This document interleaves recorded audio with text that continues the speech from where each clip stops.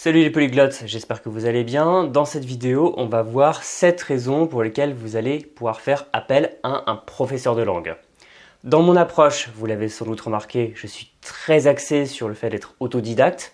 Je considère que même dans le cadre d'un cours, que ce soit un cours particulier ou un cours collectif, on reste toujours un peu autodidacte. Ça peut sembler étrange, mais c'est un avis qui est partagé d'ailleurs par de nombreux professeurs, formateurs. D'ailleurs, s'il y en a qui me suivent, je vous invite à surenchérir parce que généralement c'est le consensus. Pour ma part, je pourrais donner l'impression d'être relativement anti-cours, anti-prof, de vouloir amener un apprentissage qui serait uniquement en autodidacte, uniquement solitaire. En réalité, loin s'en faut, je ne suis pas contre le fait d'avoir recours à des profs, simplement je veux remettre l'accent sur l'apprenant pour vous sensibiliser au fait que même si vous suivez un cours, il va falloir à un moment être acteur de votre apprentissage. Parce qu'il n'y a rien de pire pour un professeur qu'un élève qui attend passivement qu'on lui serve tout. Et je dois quand même admettre que j'ai un petit biais là bien réel à l'encontre de certains cours dans lesquels personnellement j'ai pu m'ennuyer pas mal. C'est l'archétype du cours qu'on va avoir à la fac avec de l'anglais typé business, où le prof va distribuer un polycopier très mal imprimé, enfin vraiment photocopié à la va-vite, d'un article très ennuyeux, et après il va y avoir des questions sur l'article. Bref, ce n'est pas la manière la plus enthousiasmante, à mon sens, d'apprendre une langue étrangère. Et à l'opposé du spectre, vous avez plutôt une vision d'autonomie qui va vous faire choisir vos ressources, qui va vous faire choisir vos activités d'apprentissage en fonction de ce que vous aimez, de vos goûts, pour apprendre à votre rythme, sans problème de plage horaire. Ça ne vous oblige pas à aller à un cours du soir à telle heure, tel jour. Bref, c'est la liberté. Et ça me parle beaucoup plus, et je sais que ça parle beaucoup plus à une certaine frange d'apprenants. Et vous pouvez, dans votre apprentissage, voir les professeurs comme un ajout, c'est-à-dire faire un mix, faire un mélange entre, d'une part, l'apprentissage autodidacte que vous allez prendre à bras-le-corps, et pourquoi pas, dans certains cas, rajouter un professeur. Donc dans cette vidéo, on va voir 7 cas dans lesquels vous pouvez très bien faire appel au service d'un professeur, et là, ça va énormément vous aider dans votre apprentissage. Le premier cas, ce serait si vous avez besoin de contact humain absolument. Et je connais des professeurs qui me disent que pour eux, l'apprentissage en autodidacte est un non-sens, parce qu'il y a toujours besoin de voir quelqu'un, de parler à quelqu'un, quasiment d'apprendre à deux, et que pour eux, le fait qu'une personne apprenne tout seul, c'est horrible. Je ne suis pas de cet avis, simplement si vous-même, vous avez besoin absolument d'apprendre avec quelqu'un, sinon vous n'êtes jamais motivé, sinon vous n'arrivez jamais à trouver la flamme, dans ce cas, vous pouvez faire appel à un professeur. Si vous êtes plus solitaire, mais qu'il y a par exemple des moments où vous êtes un peu démotivé, si vous perdez le sens de votre apprentissage, pourquoi vous le faites, il peut être intéressant pendant quelques semaines de voir un professeur pour vous remotiver, pour vous pousser à aller plus loin. Personnellement, je préfère apprendre tout seul, mais si vous avez vraiment besoin d'avoir quelqu'un en face de vous, c'est là une option très intéressante que de faire appel à un professeur. Le deuxième point, c'est si vous ne voulez pas ou ne pouvez pas apprendre sans un cadre très strict.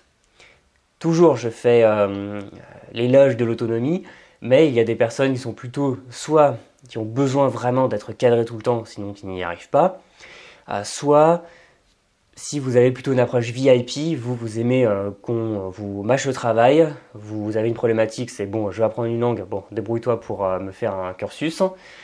Et si vous avez les fonds pour ça, pourquoi pas. Donc vraiment, si l'apprentissage en pure autonomie vous rebute, vous pouvez aller vers cette option.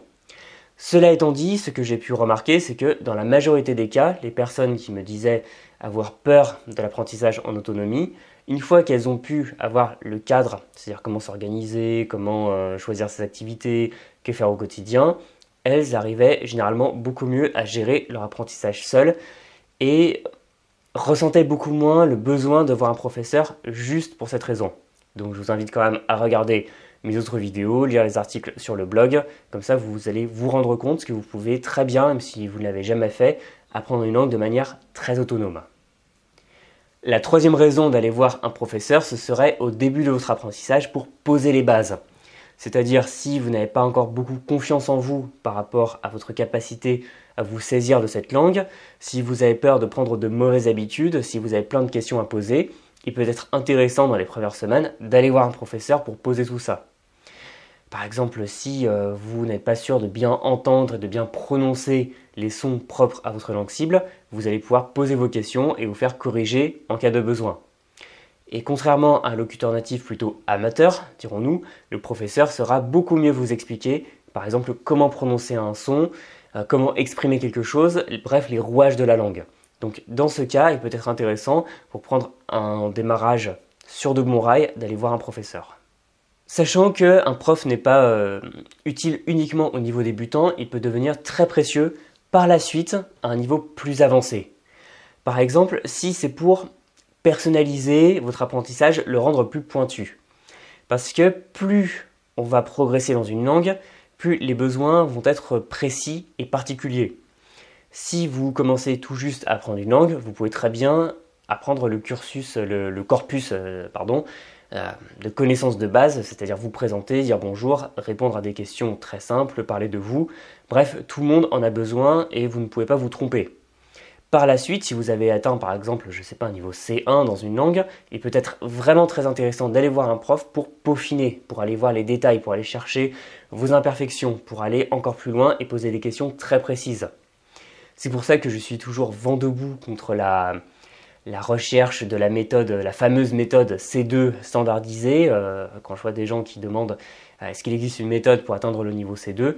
Non, si vous cherchez ça, allez plutôt voir en fait un professeur. Vous allez faire de bien meilleurs progrès qu'en cherchant une méthode généraliste pour des problématiques qui seront normalement très précises et très pointues. Donc, à partir du moment où vous avez atteint un niveau plutôt avancé, et surtout si vous sentez que vous ne progressez plus autant qu'avant, il peut être utile de prendre quelques cours pour vous débloquer. Ensuite, le quatrième point, c'est si vous avez besoin d'interactions assez fréquentes et de poser des questions assez complexes. Par exemple, je connais des gens qui sont très motivés et qui, dès qu'ils ont une question, vont la poser à leur correspondant locuteur natif. Ça m'arrive assez souvent.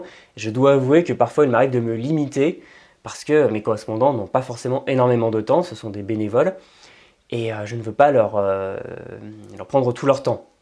Et pour ça, il peut être intéressant justement d'aller voir un prof, parce que si vous avez un professeur en face de vous, vous le rémunérez, donc il est normal que vous puissiez prendre de son temps. C'est un échange temps contre argent, alors qu'avec un locuteur natif amateur, c'est temps contre temps. Bien sûr, vous pouvez avoir des partenaires qui sont très motivés, et sur la base d'un échange gagnant-gagnant, être très actif. Par exemple, je connais aussi des gens qui enseignent le français, si on veut, à leur partenaire linguistique, et chacun se pose des questions très pointues, chacun peut s'échanger des textes pour demander des corrections, chacun peut poser des questions sur le sens d'une phrase dans un article de journal. Bref, tout est possible. Mais si vous avez simplement un rapport assez limité avec vos partenaires de langue et que vous êtes très motivé, très pointu, vous avez déjà atteint un bon niveau, que vous avez envie, d'écrire des textes et d'avoir des corrections, là, mieux vaut avoir un professeur. J'ai pu faire ça dans le cadre de mes coachings d'anglais quand j'en faisais. Et là, il n'y a aucun problème parce que c'est dans le cadre d'un échange avec un professionnel. Et faites quand même attention. Bon, je sais que vous êtes plutôt de bonne aloi, mais on peut être très vite trop motivé et envoyer des questions, plein de trucs à ses amis locuteurs natifs qui souvent vont se faire une joie d'y répondre, mais ça leur prend de leur temps, donc il faut aussi savoir faire la part des choses. Et là, un professeur peut être un allié très précieux. Le cinquième point sur lequel un professeur peut être d'une aide inestimable, ça va être sur des spécialisations.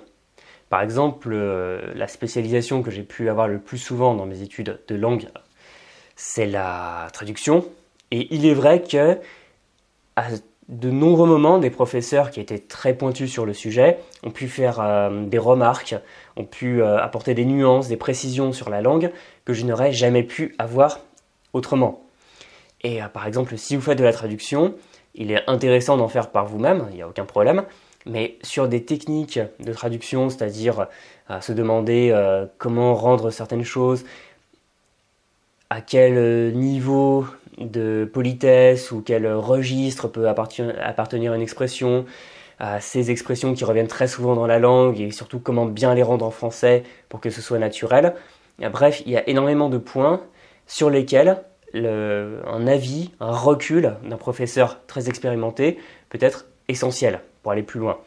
Donc je sais pas, je pense que si vous faites de l'interprétation, là vous allez avoir besoin de faire des exercices avec un professeur qui va pouvoir vous donner des techniques, vous donner des retours d'expérience. Bref, à partir du moment où il y a une certaine spécialisation dans la langue, là vous pouvez aller sans problème voir un professeur qui est spécialisé, parce qu'il y a des professeurs plus généralistes et des professeurs plus nichés dans un domaine précis de l'enseignement de la langue, et là vous allez pouvoir, je pense, trouver votre bonheur. Le 6e point, ça va être si vous avez un examen à préparer rapidement. Alors, je ne pense pas qu'il soit utile de prendre un cours à chaque fois qu'il y a un examen. Par exemple, j'ai pu passer le TOEFL et le TOEIC totalement en autodidacte, je n'ai absolument pas fait appel à un professeur. Mais si vous passez un examen qui est plus avancé ou sur lequel vous avez peut-être des difficultés dans vos préparations, si vous avez peu de temps pour le préparer et que vous avez vraiment besoin d'une certaine aide et que vous êtes prêt à mettre un peu d'argent parce que c'est très important pour vous, par exemple professionnellement, n'hésitez pas là aussi à aller voir un professeur qui peut être spécialisé. Il y a assez souvent des professeurs qui sont spécialisés dans un diplôme en particulier et là ça peut être très intéressant. On arrive au dernier point que j'ai gardé pour la fin parce qu'il est plus marginal. Ça peut être si jamais vous avez un défaut de vos partenaires réguliers. Par exemple, s'ils ont un déménagement, s'ils sont trop occupés, s'ils partent en vacances, il peut être intéressant de compléter avec un professeur. Alors, je veux relativiser ce point parce qu'il est plus intéressant généralement d'aller voir ce qu'on appelle un tuteur, qu'on peut trouver sur des sites comme Italki ou autres, parce qu'ils sont plus dans une approche ponctuelle. Sachant que d'expérience, les professeurs vraiment diplômés, qui vont facturer un peu plus cher, essayent d'éviter les cours en une fois parce que ça leur prend de l'énergie et ils préfèrent généralement filtrer pour éviter des gens un peu embêtants, un peu bizarres. Et ils préfèrent aussi avoir des élèves qui s'engagent pour 5, 10, 20 cours parce que c'est beaucoup plus avantageux pour eux. Donc il ne faut pas hésiter plutôt à aller voir les tuteurs si c'est simplement pour vous faire la conversation. Après, bon, s'il y a un professeur justement qui ne peut pas assurer un cours, ou alors si par exemple vous suivez un cours en groupe pendant toute la saison universitaire et qu'après, pendant les grandes vacances, vous voulez continuer, dans ce cas, vous pouvez engager un professeur un peu comme un remplaçant de luxe et ça peut permettre d'éviter de rester plusieurs semaines, plusieurs mois sans rien faire en perdant votre niveau dans votre langue cible. Bon, pour trouver les professeurs, c'est assez simple. Je vous conseille plutôt d'aller chercher sur Internet, que ce soit sur Italki, sur Superprof ou des sites comme ça, de faire des cours d'essai qui généralement sont moins chers. Comme ça, vous en faites plusieurs. Vous voyez le professeur avec qui ça colle mieux. Vous pouvez aussi donner plus d'informations sur vous, sur ce que vous recherchez, vos objectifs, etc. Et vous allez très certainement trouver la personne qui est faite pour vous. J'en ai terminé avec cette vidéo, n'hésitez pas à nous dire dans les commentaires si vous êtes plutôt à apprendre tout le temps tout seul, tout le temps avec un professeur, que ce soit en cours particulier, en cours collectif, si vous mélangez les deux. Bref, c'est toujours très intéressant de voir les stratégies utilisées par les apprenants. Dans tous les cas, on se donne rendez-vous très bientôt dans une prochaine vidéo. Vous pouvez bien sûr vous abonner à cette chaîne et rejoindre mes contacts email privés en cliquant sur le lien dans la description pour recevoir votre mini-formation 25 techniques pour apprendre votre vocabulaire qui va vous aider à mémoriser votre vocabulaire de manière autonome et efficace. Bon courage dans votre apprentissage, salut!